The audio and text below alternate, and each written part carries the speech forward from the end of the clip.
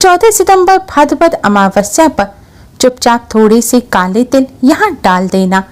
जन्म जन्मांतर के पितृदोष हो जाएंगे दूर, बंद किस्मत के ताले भी खुल जाएंगे, सारे काम बनते चले जाएंगे, मिलेगी सभी कष्टों और दोषों से मुक्ति।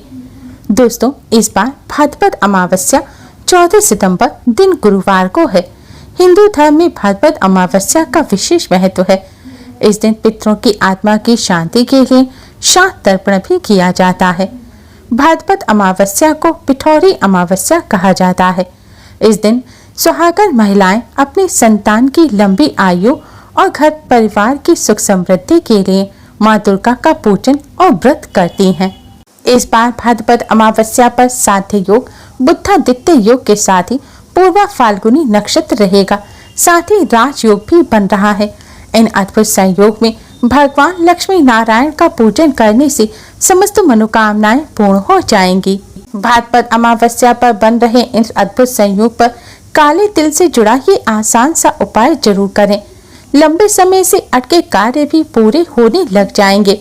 धन में होगी वृद्धि, पैसों की आवक के नए रास्ते खुलेंगे, समाज में भी प्रतिष्ठा बढ़ेगी। पूर्वजों के आशीर्वाद से व्यापार में भी बढ़ोतरी देखने को मिलेगी। काले तिल के इस आसान से उपाय से एक दिन में ही आपको जन्म जन्मांतर के पितृदोष से मुक्ति मिल जाएगी। अमावस्या पर भगवान लक्ष्मी नारायण का पूजन करने से सभी कष्ट दूर होते हैं, साथ ही पितरों का आशीर्वाद भी मिलता है। इस दिन दान करने का विशेष महत्व होता है। इस दिन दान करने से जीवन में तरक्की आती है, पितरों का भी आशीर्वाद मिलता है। मान्यता है इस दिन ब्राह्मण को धोती और गमछा दान करने से पितृ बेहद प्रसन्न हो जाते हैं।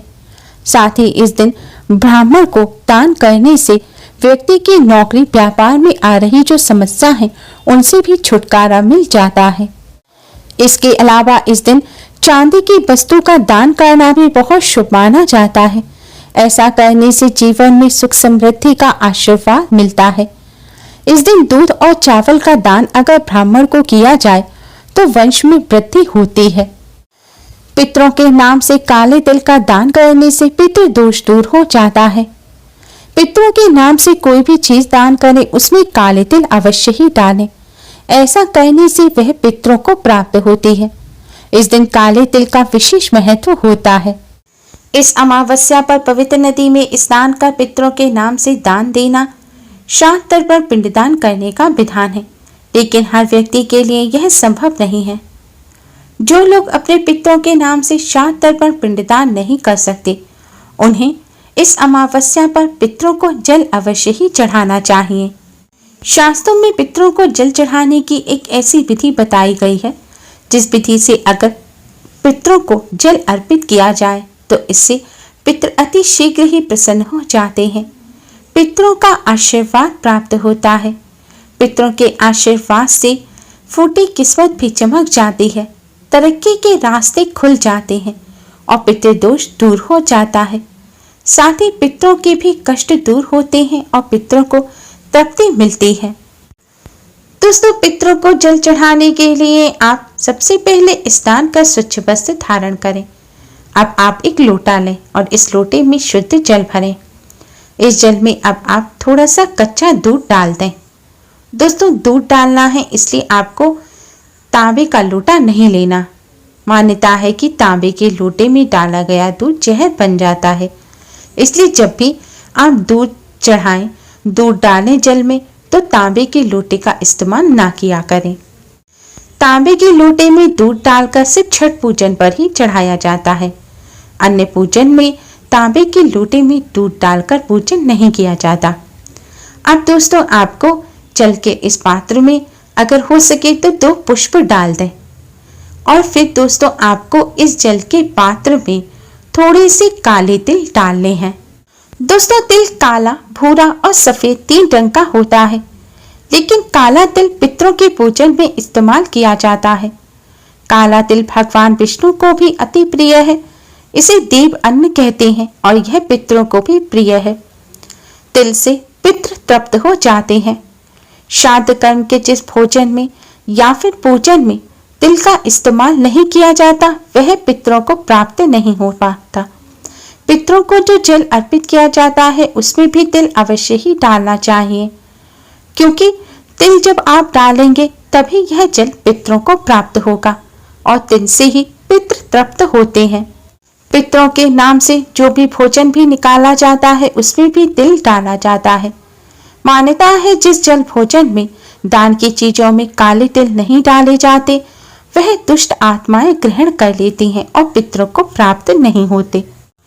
12 पुराण के अध्याय 13 में स्वयं पितरों ने कहा है कि जो मनुष्य श्राद्ध तर्पण या पिंडदान नहीं कर पाते, ब्राह्मण या गरीबों को भोजन नहीं करा पाते, उन्हें अपने पूर्वजों का स्मरण करते हुए काले तिल डालकर पितरों को जल अर्पित करना चाहिए। ऐसा करने से पितरों को तृप्ति प्राप्त होती है। पूर्वजों का स्मरण कर एक मुट्ठी काले तिल का दान भी अगर कर दिया जाए तो इससे पितृ तृप्त होते हैं और पितृदोष दूर हो जाता है। इसलिए पितरों के पूजन में, पितरों के श्राद्ध तर्पण पिंडदान में तिल का विशेष महत्व होता है। दोस्तों, जल में तिल डालकर अब आपको यह जल पितरों को चढ़ाना है। दोस्तों, पितरों का यह जल आपको साउथ दिशा की तरफ चढ़ाना है। शास्त्रों के अनुसार साउथ यानी कि दक्षिण दिशा में पितृलोक है, इसलिए पितरों को जल दक्षिण दिशा की तरफ मुख करके ही अर्पित किया जाता है। पितरों को जल चढ़ाते समय आपको जल के पात्र को अपने दोनों हाथों में पकड़कर इतना ऊंचा उठाना है कि वह आपके मुख के सामने आए, यानी कि आपके चेहरे के सामने आपके दोनों हाथ होने चाहिए और फिर यहाँ से आपको जल चढ़ाना है।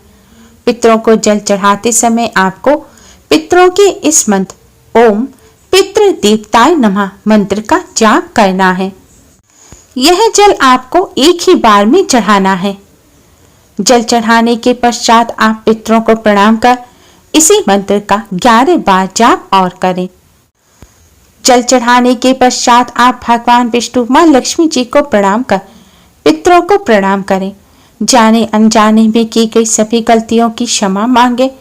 भगवान लक्ष्मी नारायण से पितरों की आत्मा की शांति और मुक्ति की प्रार्थना करें और पितरों से पितृदोष से मुक्ति पाने की प्रार्थना करें। इस विधि से पितरों को जल चढ़ाने से पितृ अति शीघ्र ही प्रसन्न हो जाते हैं, पितरों को तृप्ति मिलती है और पितृदोष से मुक्ति मिल जाती है।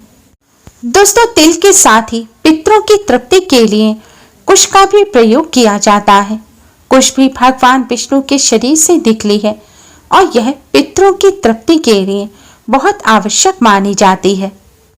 वायु पुराण के अनुसार तिल और कुशा के साथ श्रद्धा से जो कुछ पितरों को अर्पित किया जाता है वह अमृत रूप होकर पितरों को प्राप्त होता है। शास्त्रों के अनुसार समुद्र मंथन के दौरान कुशा पर अमृत की बूंदें गिर गई थी, इसलिए कुशा को अमृत के समान माना जाता है। कुश आपको मंदिर में ब्राह्मणों के पास मिल जाएगा। अगर आपके पास कुश है तो आपको पितरों को जल चढ़ाते समय कुश को अपनी मध्यमा यानी कि मिडिल फिंगर में राइट हैंड में पहनना है और जल के पात्र में आके आपको थोड़ी सी कुश लगानी है, जिससे कुश की नोक से होता हुआ यह जल धरती पर गिरे। शास्त्रों के अनुसार पितरों का शरीर नहीं होता और जब पितरों को जल अर्पित किया जाता है तो उन्हें उसे ग्रहण करने में परेशानी होती है, लेकिन जब जल कुश के अग्रभाग यानी कि नोक से गिरता है तो उसे पितर आसानी से ग्रहण कर लेते हैं। इससे उन्हें अमृत तत्व की प्राप्ति होती है और वह तृप्त हो जाते हैं। कुशा में ब्रह्मा विष्णु महेश का भी वास माना जाता है, इसीलिए पितरों को कुश की नोक से जल अर्पित किया जाता है, जिससे पितरों को वह प्राप्त हो और पितृ प्रसन्न हो। कुशा खराब नहीं होती और बार बार इस्तेमाल की जा सकती है, इसलिए आप थोड़ी सी कुशा लाकर उससे पूजन कर वापस उसे संभाल कर रख सकते हैं। दोस्तों, इस आसान सी विधि से पितरों को जल अर्पित करने से पितृ तृप्त हो जाते हैं और प्रसन्न हो अपना आशीर्वाद देते हैं। पितरों के आशीर्वाद से पितृदोष दूर होता है और पितरों की कृपा से तरक्की के रास्ते खुल जाते हैं, दुर्भाग्य सौभाग्य भी बदल जाता है। शास्त्रों के अनुसार जो लोग अमावस्या पर अपने पितरों का श्राद्ध तर्पण पिंडदान नहीं कर पाते उन्हें पितृदोष लगता है। लेकिन इस विधि से जल अर्पित करने से दोष नहीं लगता और पितृ भी प्रसन्न होते हैं। पितरों को जल अर्पित करते समय इस बात का ध्यान रखें कि महिलाएं अपने बालों को बांध कर रखें। मेकअप करके या फिर परफ्यूम लगाकर, क्रीम वगैरह लगाकर, खुशबू की चीज लगाकर पितरों को जल नहीं देना चाहिए। पितृ दुखी होते हैं, इसलिए आपको भी सादगी के साथ ही पितरों को जल अर्पित करना चाहिए। वैसे तो पितरों को आप सुबह से दोपहर तक किसी भी समय जल अर्पित कर सकते हैं, लेकिन दोपहर का समय लगभग 11:30 से 12:30 तक के बीच का समय ज्यादा अच्छा माना जाता है। लेकिन ध्यान रखें, पितरों को जल अर्पित करने से पहले आप कुछ भी खाए पिए ना। पीरियड के दौरान पितरों को जल ना चढ़ाएं। अगर घर में कोई खुला स्थान ना हो तो आप घर के अंदर भी दक्षिण दिशा की तरफ मुख करके जल चढ़ा सकते हैं। नीचे एक पात्र रख लें और उस जब पात्र में जल इकट्ठा हो जाए तो इस जल को ले जाकर किसी पेड़ पौधे की जड़ में डाल दें। बस ध्यान रखें, वह साफ स्थान पर लगे पेड़ पौधे होने चाहिए। पितरों को जल चढ़ाते समय इन बातों का ध्यान रखें। उम्मीद है आपको हमारी ये वीडियो पसंद आई होगी। Please like, share and subscribe. Thanks for watching. Radhe Radhe.